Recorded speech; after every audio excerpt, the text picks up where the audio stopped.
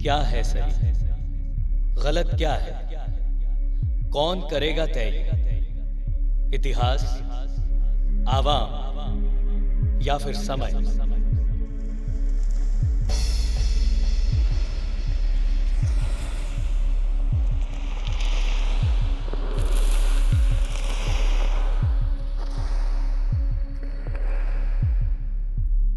जिस मिट्टी पर जन्म लिया है उसका कर्ज चुकाएंगे हम। उन्होंने तोड़ा है तुझको, तुझको एक बनाएंगे हम। दुखों की आग में झोंका है जिसने हमको, उसको मारेंगे या खुद मर जाएंगे हम। प्रणाम बापू। मैं नथुराम कौर से सभी देशभक्तों की तरह मेरा जीवन सूत्र भी वंदे मातरम है। मैं भी मां भारती की सेवा करता हूं। मैं भी अपने देश के लिए मरने मिटने के लिए तैयार हूं। तो फिर आप बताइए, मैं देशद्रोही कैसे हुआ? एक व्यक्ति पूरे देश का भाग्य विधाता बन जाए, अपनी जिद के चलते वो पूरे देश के माथे पर बर्बादी लिख दे। ऐसे एक व्यक्ति को रोकना देश का भला कहा जाएगा या देशद्रोह? महात्मा बनने के लिए गांधी जी ने हमेशा पक्षपात किया है। दिल्ली के हिंदू मंदिर में भक्तों के विरोध के बावजूद वो कुरान पढ़ते रहे। मुझे इससे कोई आपत्ति नहीं, लेकिन उसी महात्मा जी ने मस्जिद में बैठकर गीता का पाठ क्यों नहीं किया? यह पक्षपात बंटवारे के वक्त भी हुआ था। 11 करोड़ हिंदुओं को अपना घर व्यापार छोड़कर उस जमीन से हट जाना पड़ा जहां सिर्फ 4 करोड़ मुसलमान थे। ये कहां का इंसाफ है? कानपुर में गणेश शंकर विद्यार्थी को मुसलमानों ने निर्दया से मारा था। गांधी जी इसका उदाहरण देते कहते हैं कि इसी प्रकार अहिंसा पे चलकर अपना बलिदान दे देना चाहिए। और मेरा विश्वास था कि यह अहिंसा यानी कि कायरता देश को एक दिन नष्ट कर देगी।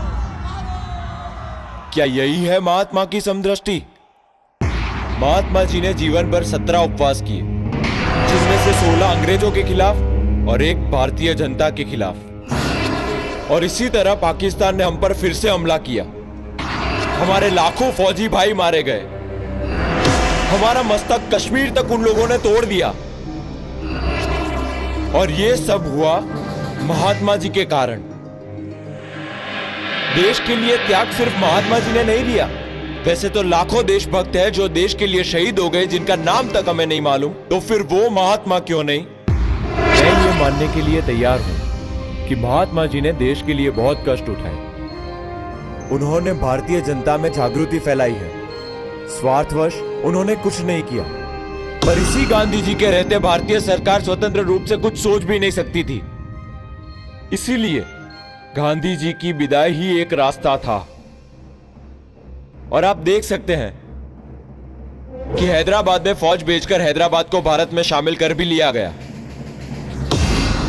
और हां, यह सब मैं अपने बचाव के लिए नहीं कह रहा हूं, क्योंकि मैं जानता था कि मैंने जो कार्य किया है वो करने के बाद मुझे अपमान, घृणा और फांसी मिलनी ही है।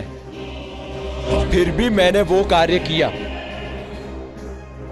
क्योंकि महात्मा जी, गांधी जी ने जो अपराध किया था उस अपराध की सजा उन्हें कोई भी अदालत नहीं दे सकती थी। और इसीलिए 30 जनवरी को मैंने वो कार्य किया जो एक सच्चे देशभक्त को अपने देश के लिए करना चाहिए।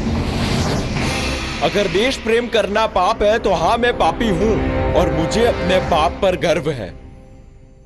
और हां, मुझे बेशक फांसी मिलनी ही चाहिए क्योंकि मैंने हत्या की है। मरन मिटने को वतन पे आज हम तैयार हैं। है वतन माशूक और हमको वतन से प्यार है। क्या संभालेंगे वतन को खुद ही जो लाचार है। मां भारती की सेवा में प्राण भी न्यौछार है, प्राण भी न्यौछार है। पर मेरी एक अंतिम इच्छा है जिस महान भारत को चंद्रगुप्त मौर्य ने हमें सौंपा था, जिसकी सीमाएं कंधार से लेकर बर्मा तक फैली हुई थी, वो महान भारत जिस दिन एक हो जाए, उसी दिन मेरी अस्थियों का विसर्जन किया जाए। अखंड भारत अमर रहे। वंदे मातरम।